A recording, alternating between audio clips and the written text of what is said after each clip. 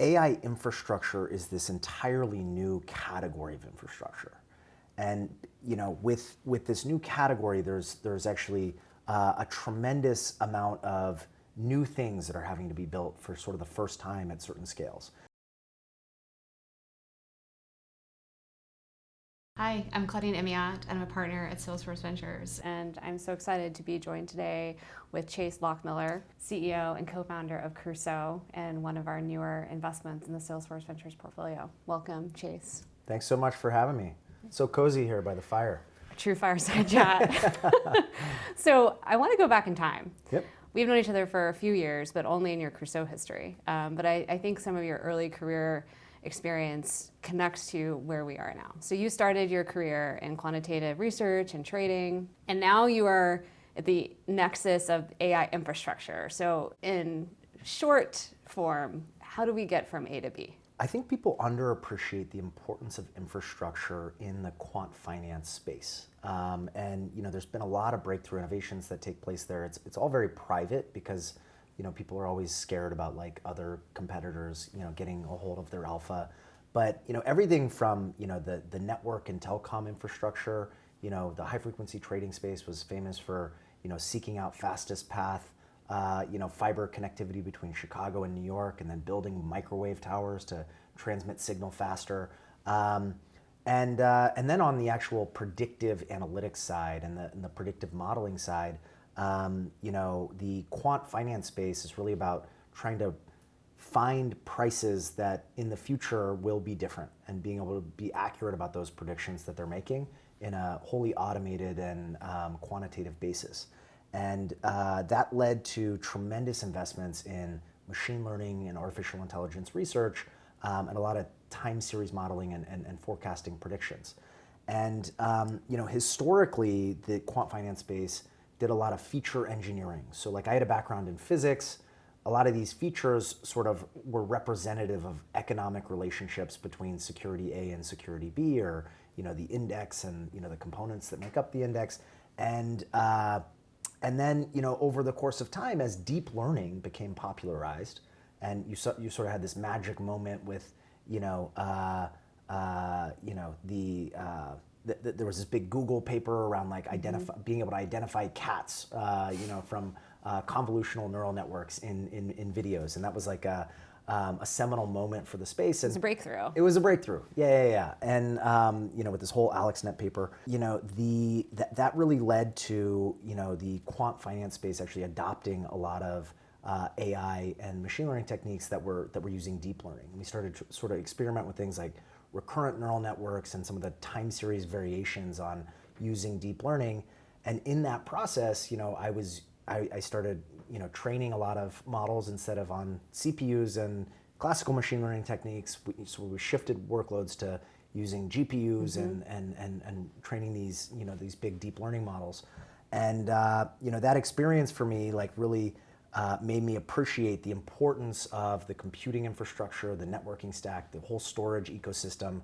And simultaneously, I was kind of like working on some side projects, but that were in NLP and in computer vision. And I really had this high conviction that AI and intelligence broadly was going to be embedded in every aspect of the economy in the future. I was like, there's nothing that won't benefit from more, AI embedded in that application and technology to drive greater efficiencies. And here we are. And here we are. And that's. What year was that when you had this unlock? That was like 2015, probably. Okay. It was a while ago. Yeah, it was a while ago. It was well before GPT. Well before, yeah. I mean, it was before the Transformer. I mean, exactly, the Transformer was in 2017. But yeah, I mean, I think the quant finance space is like very much constantly behind the scenes, like in their secretive kind of way, always kind of staying at the forefront of infrastructure. And it may not seem obvious to people, outside of my circle, but it felt obvious to me that like AI, was going to become a important aspect, and it was influenced by that research I was doing in the quant finance field. Fascinating. All right, so now would love to hear in your words, what does Crusoe do? Because it does a few things, but really important things that are also interconnected and vertically integrated in the AI infrastructure landscape. Yeah, I guess I'll start the the answer by sort of stating that AI infrastructure is this entirely new category of infrastructure.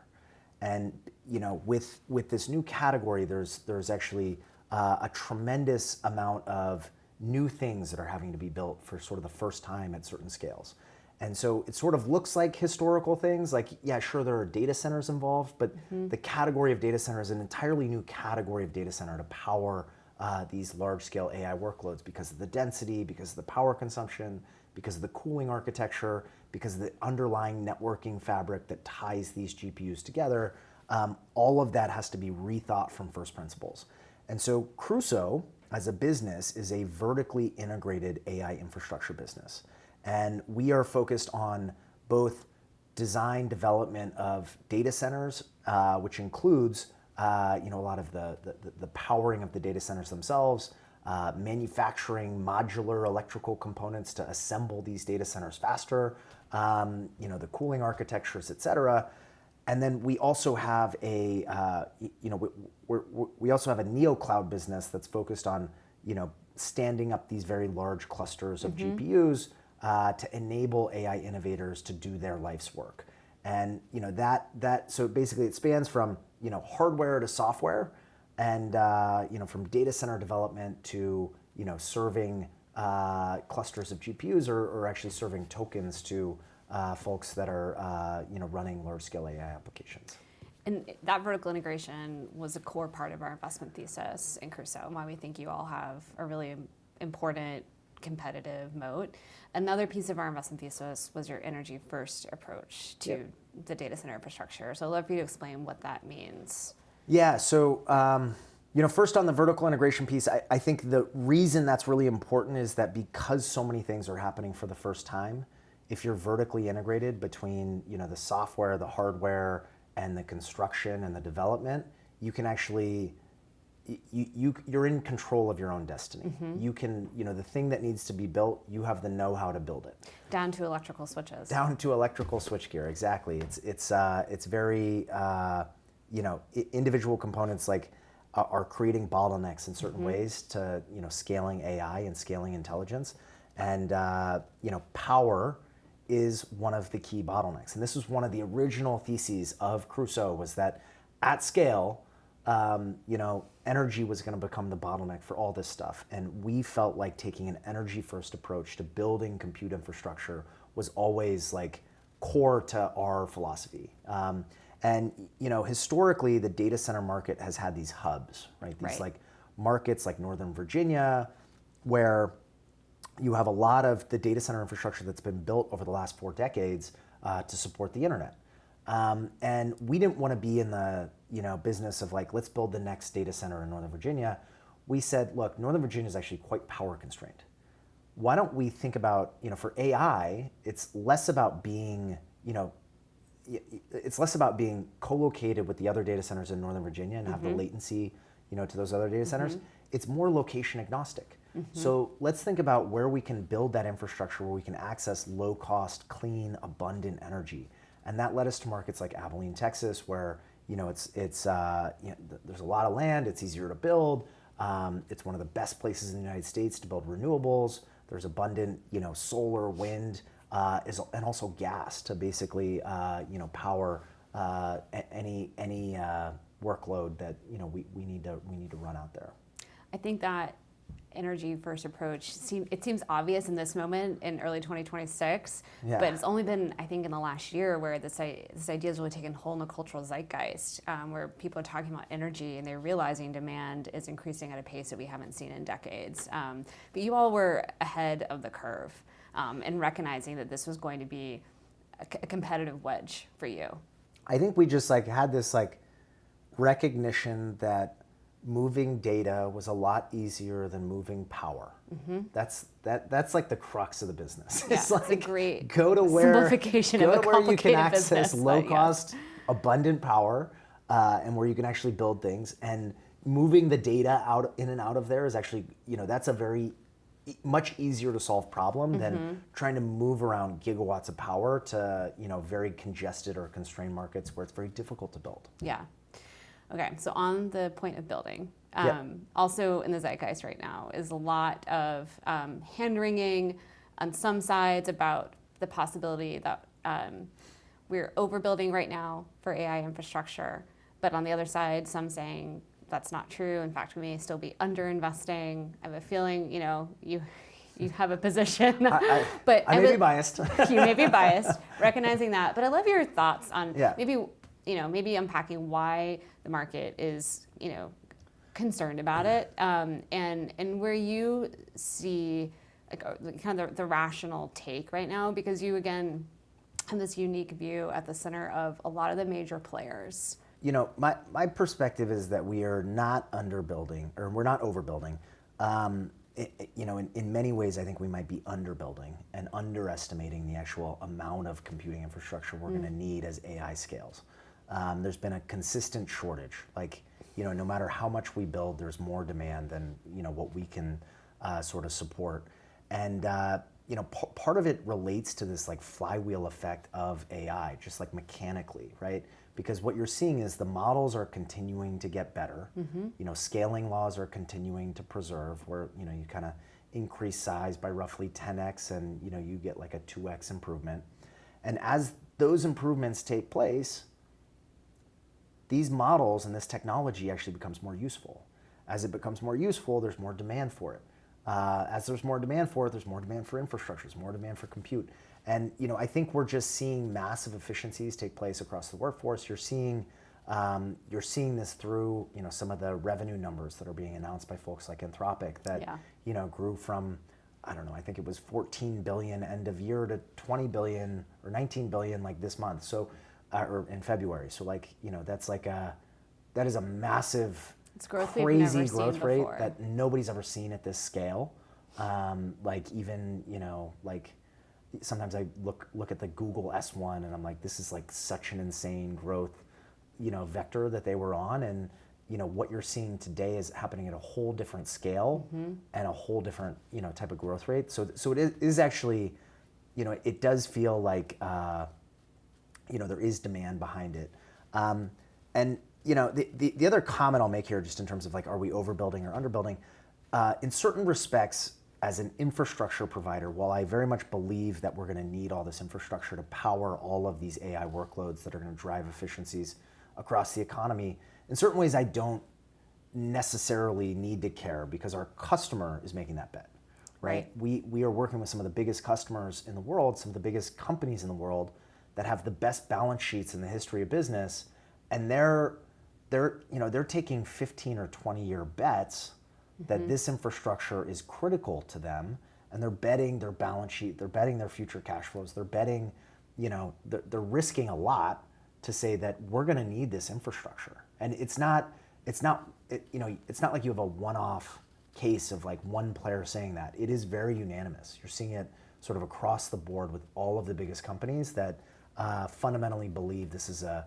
transformative technology, and the infrastructure layer is critical to making it happen at scale to rewrite the economy. And so if you fast forward 10 years, what do you think people will have gotten wrong about the infrastructure required for this moment in time and what is coming ahead, given the growth that we have never seen before at such a scale? I think there are still biases in the infrastructure around reliability that stem from historical web applications, where in the data center industry broadly, there's been sort of this importance of 5 nines of reliability. You have backups to your backups, and you have A and B feeds, and everything is ultra reliable.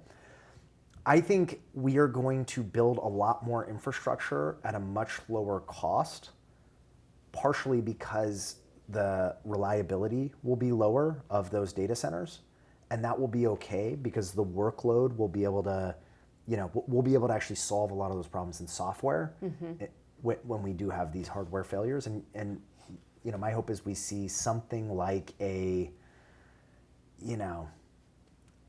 40-ish% reduction in costs for developing infrastructure. So that's like maybe not widely held popular opinion.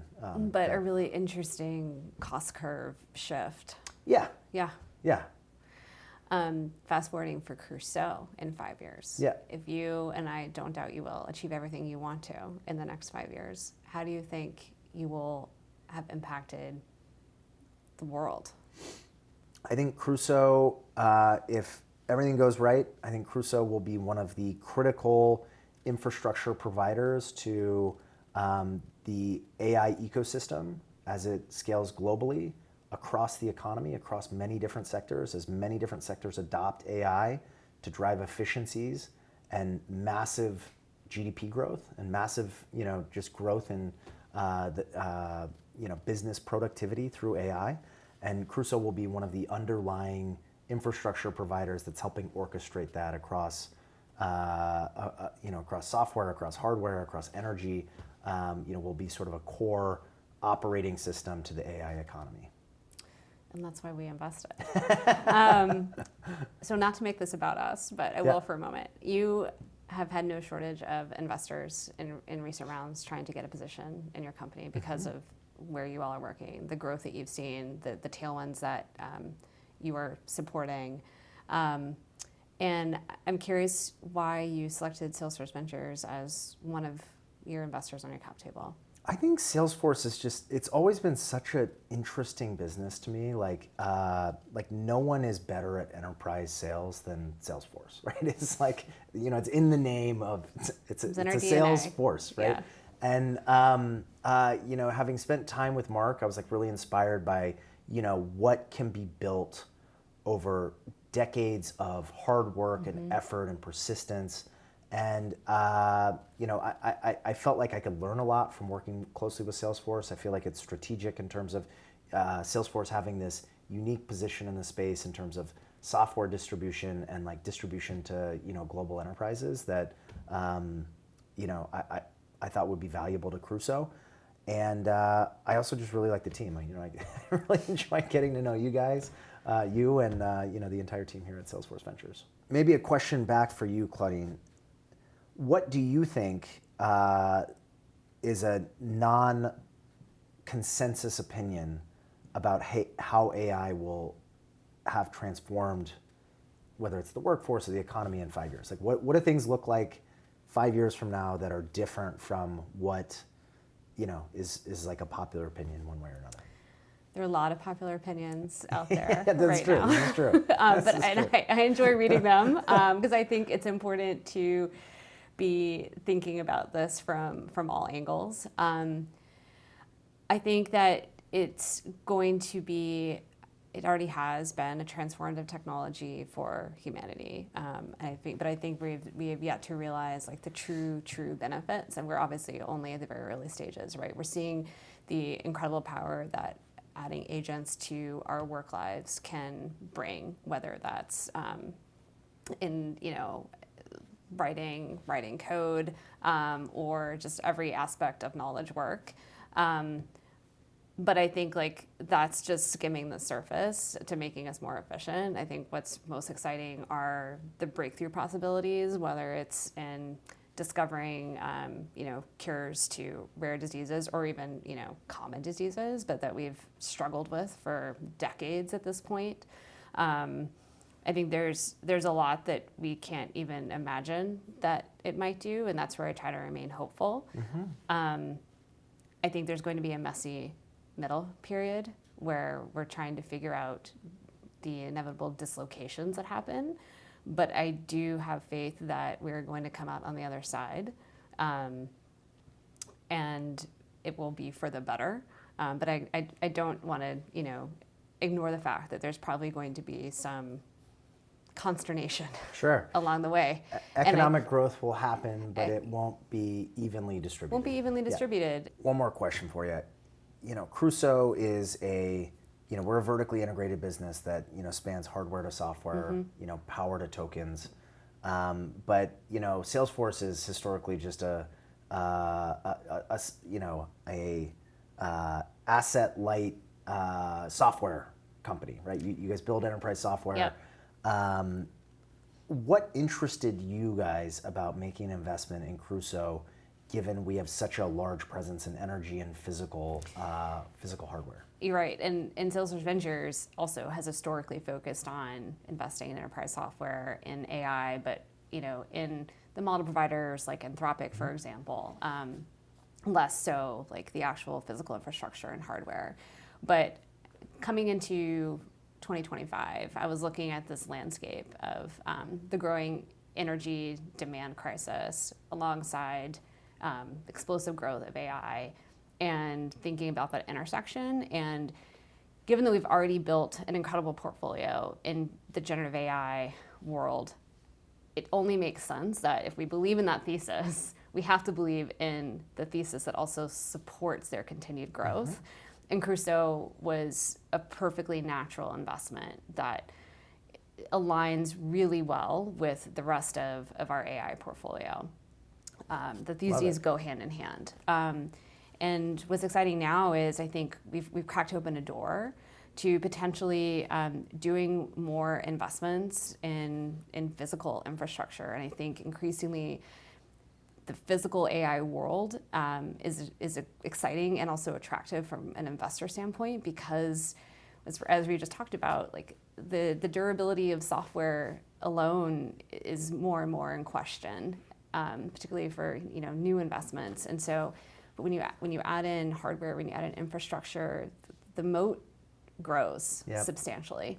And so I think investing in Crusoe has actually been a really exciting turning point for us to be able to look at other technologies that are playing not in the same area, but it could be investing actually in net new energy generation companies, or other maybe more software focused solutions that are addressing grid challenges. But I think it's an exciting moment for us to be widening our aperture. It's so interesting. Like energy is like not obviously a component in artificial intelligence, and like I think people often, they get on ChatGPT, they're like on an app on their phone or Gemini or Claude or whatever their favorite app is, and you have this inherently digitally native experience, right? You're typing something into your phone, it goes to a LLM, and it kind of gives you a response, or generates photo or content or whatever. And it's actually not obvious that like there's so much big physical infrastructure involved in making that experience happen between these huge data centers that are training the models, operating and the whole inference stack to operate the models, as well as the power that's being generated to energize that infrastructure. So it's cool to see. We very much view our role as being in the position to like help the innovative companies that are in the Salesforce Ventures portfolio to do their life's work and really help them scale through infrastructure.